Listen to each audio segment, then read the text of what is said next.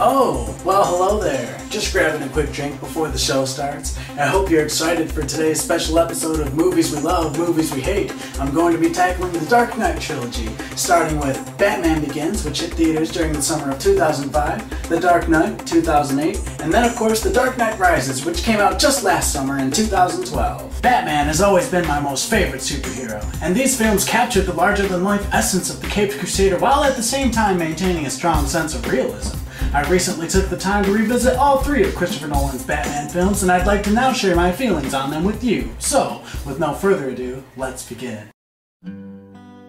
In a world where great movies flop and god-awful movies soar, one man steps up to give his honest opinion on which movies rock and which movies suck major balls. So just what does this living legend do in his leisure time? He takes part in Central Michigan University's marching band, and when he's not doing that, he's off helping rock stars make their music videos a reality. Videos that go on to receive thousands and thousands of views. Gee, I wish you folks at home could see this. And he critiques movies, both good and bad. Ladies and gentlemen, welcome to Movies We Love, Movies We Hate, hosted by Andrew Forslev. Batman Begins. Okay, so after director Joel Schumacher had his fun destroying a once solid franchise, Joel Schumacher is history's greatest monster! Get it! it almost seemed as though Batman's motion picture days were over. But then, in 2005, director Christopher Nolan offered us a brand new, raw, and gritty reinterpretation of The Masked Protector. The stellar cast of Batman Begins includes Christian Bale, who nailed it as both Bruce Wayne and Batman, Michael Caine as Bruce's trusted butler Alfred, Liam Neeson as the infamous Ra's al Ghul, Katie Holmes as Bruce's longtime friend and potential love interest Rachel Dawes, Jim Gordon, Cillian Murphy as the slimy up-to-no-good Dr. Jonathan Crane / Scarecrow, Tom Wilkinson as the malevolent crime boss Carmine Falcone, and Morgan Freeman as the gadget-supplying, bow-tie-rocking Mr. Lucius Fox. Bow ties are cool. As you could have guessed by the title of the film, this is an origin story consisting of two acts. Act 1 reveals where Bruce Wayne Batman gained all those fancy fighting moves while at the same time telling his tragic history through a series of flashbacks. Act 2 then deals with Batman taking on the criminal underworld of Gotham City. So how was the film as a whole? Not bad. Not bad at all. It's nothing too special, but it was definitely the most realistic, sensible, logical, prudent, down-to-earth representation of Batman to date. The film's not perfect, and it honestly left me wanting way more than what we were given. To explain what I mean by that, you know how when you go to like a McDonald's drive-thru or something, and let's say you order a Coke, some fries, and a McChicken, and then you receive your food to find that you've been given a Coke, some fries, and a McDouble. It's like, it's still some tasty junk food, just not what you really wanted right there and then. So what kinds of things were lacking? Probably Batman. I understand why they didn't feature that much of him. They were trying to keep him in the shadows, you know? Trying to make him out to be a frightening force that could pop out of nowhere. And it was pretty cool at times, but they could have at least given us a deeply choreographed showdown fight at the end between him and Ra's. I mean, like, there is a bit of one on the train, but it only lasts about 60 seconds, and the way that they shot the fight almost prevents you from getting a good look at the action. It's all like in shaky cam mode, and it kind of just makes me miss these days.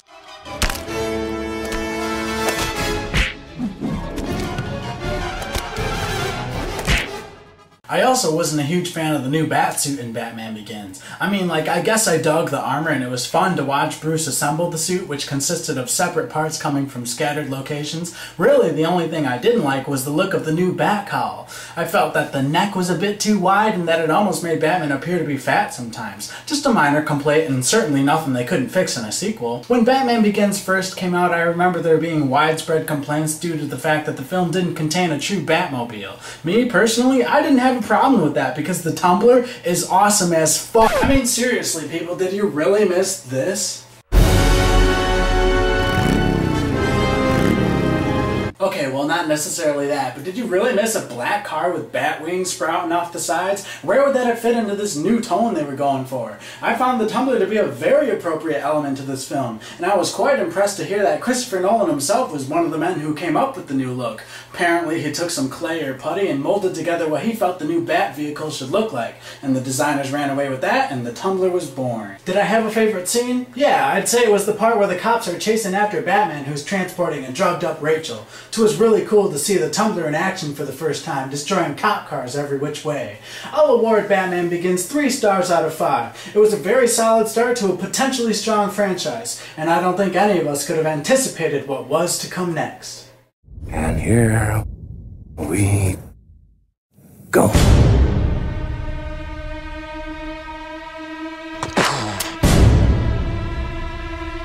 What are you?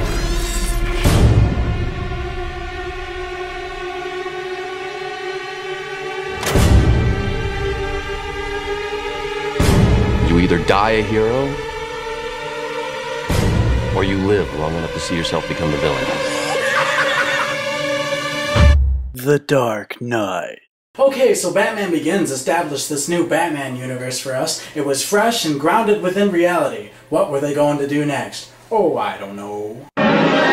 I'm a huge fan of the art of sequels. It's one of my most favorite concepts there is, and I especially love when sequels go darker than their predecessors. It's like, that first one was cool and fun, now let's up the ante. The scale of The Dark Knight was far more grand, and with it came one of cinema's most unforgettable villains. Heath Ledger's portrayal of the infamous Batman foe, the Joker, fit perfectly into this universe. While he was certainly funny at times, he wasn't exactly the clown that Jack Nicholson had offered us in 1989's Batman. No, this portrayal was far more sinister and grim. Aside from Heath Ledger, the cast once again consisted of Mr. Bale, Mr. Kane, Jim Gordon, and Mr. Freeman. The film also features some newcomers, including Aaron Eckhart as District Attorney Harvey Dent, and Maggie Gyllenhaal, who for some reason replaces Katie Holmes here in the role of Rachel Dawes. As I mentioned before, the scale of this film just felt bigger than Batman Begins in so many ways. A few of its segments were shot with IMAX cameras, if that tells you anything. The opening bank robbery sequence was quite intense and instantly set the tone for what was to proceed. Did I have any gripes with the film? Yes, but they're honestly just a few little nitpicks. For starters, it was a bit weird adjusting to the new face of Rachel Dawes this time around.